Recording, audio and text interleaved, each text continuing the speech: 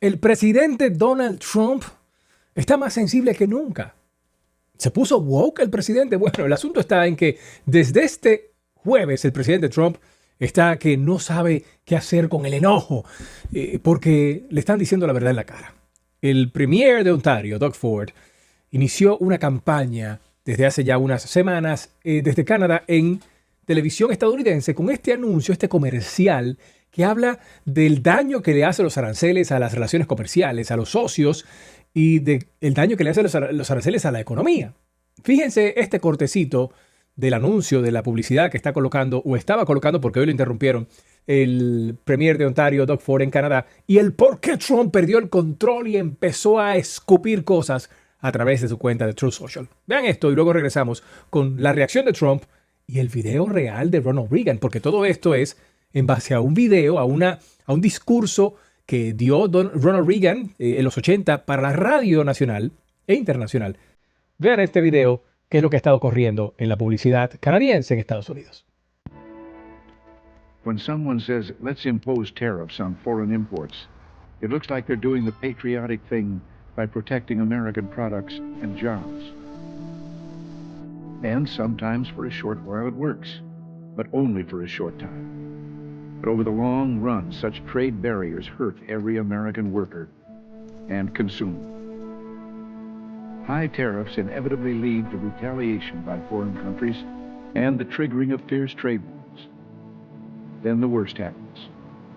Markets shrink and collapse, businesses and industries shut down, and millions of people lose their jobs. Throughout the world, there's a growing realization that the way to prosperity for all nations is rejecting protectionist legislation and promoting fair and free competition. America's jobs and growth are at stake. Eso hizo explotar a Donald Trump. Lo reventó totalmente. Miren cómo se fue a la cama. Dice, The Ronald Reagan Foundation, la Fundación Ronald Reagan acaba de anunciar que Canadá ha utilizado fraudulentamente, dice, fraudulently, un anuncio falso, dice falso, cuando realmente la voz de Reagan y todo es real, pero él dice falso en el que Ronald Reagan habla negativamente de los aranceles. El anuncio era por $75 millones, o sea, se están pagando por esos anuncios para que corra en la televisión estadounidense $75 millones canadienses. Lo hicieron para interferir con la decisión de la Suprema Corte de Estados Unidos y otros tribunales, dice Trump en mayúsculas. Tariffs are very important. Los aranceles son muy importantes para la seguridad nacional y la economía de Estados Unidos. Debido a su comportamiento atroz, se dan por terminadas todas las negociaciones comerciales con Canadá. Y luego entonces despierta con esto. Canadá hizo trampa y fue atrapado. Canada cheated and got caught. Fraudearon con el anuncio de compra masiva que decía que Ronald Reagan no le gustaban los aranceles, cuando en realidad los amaba por nuestro país y su seguridad nacional. Y ahí dicen muchísimas cosas. Canadá engañado con los aranceles, agricultores hasta un 400%, y luego entonces pone otro post el presidente Trump diciendo, Estados Unidos vuelve a ser rico, poderoso y seguro nacionalmente, todo gracias a los aranceles. El caso más importante de la historia está en la Corte Suprema de Estados Unidos. Dios bendiga a América. God bless America. O sea, el presidente, he lost it. Perdió el control y se volvió loco con esto. A un punto tal de que está afectando las relaciones comerciales con el principal socio comercial de muchos estados, incluido Pensilvania, por ejemplo. Es el segundo comercial más grande de Estados Unidos. México y Canadá, en ese orden. Podríamos debatir en ciertas cosas Canadá y México en ese orden. Pero son los dos socios principales y Canadá es uno de esos dos. El comercio, la energía, manufactura, muchísimas cosas vitales para la economía estadounidense. Y todo por un anuncio que sí existe.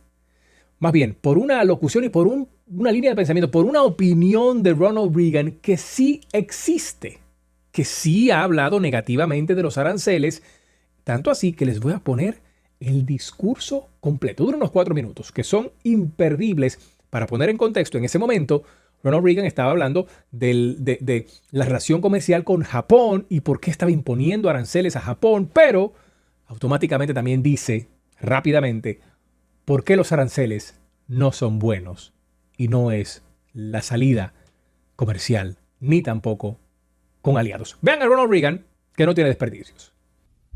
My fellow Americans, Prime Minister Nakasone of Japan will be visiting me here at the White House next week.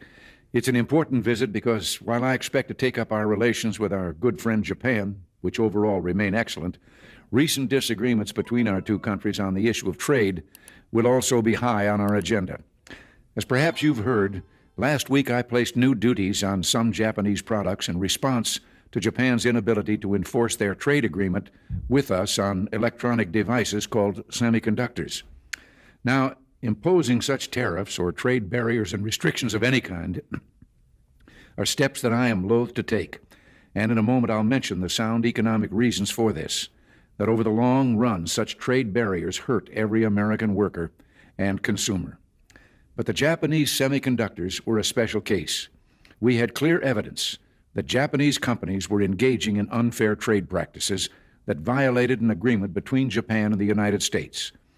We expect our trading partners to live up to their agreements. As I've often said, our commitment to free trade is also a commitment to fair trade. But you know, in imposing these tariffs, we were just trying to deal with a particular problem, not begin a trade war.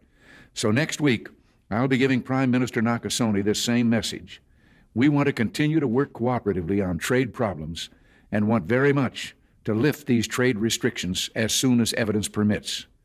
We want to do this because we feel both Japan and the United States have an obligation to promote the prosperity and economic development that only free trade can bring. Now, that message of free trade is one I conveyed to Canada's leaders a few weeks ago, and it was warmly received there.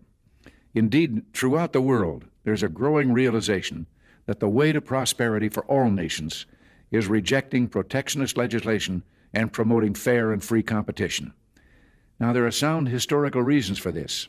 For those of us who lived through the Great Depression, the memory of the suffering it caused is deep and searing.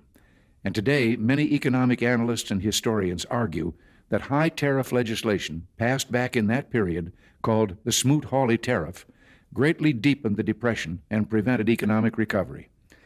You see, at first, when someone says, let's impose tariffs on foreign imports, it looks like they're doing the patriotic thing by protecting American products and jobs. And sometimes for a short while it works, but only for a short time. What eventually occurs is, first, homegrown industries start relying on government protection in the form of high tariffs. They stop competing and stop making the innovative management and technological changes they need to succeed in world markets. And then, while all this is going on, something even worse occurs. High tariffs inevitably lead to retaliation by foreign countries and the triggering of fierce trade wars. The result is more and more tariffs, higher and higher trade barriers, and less competition.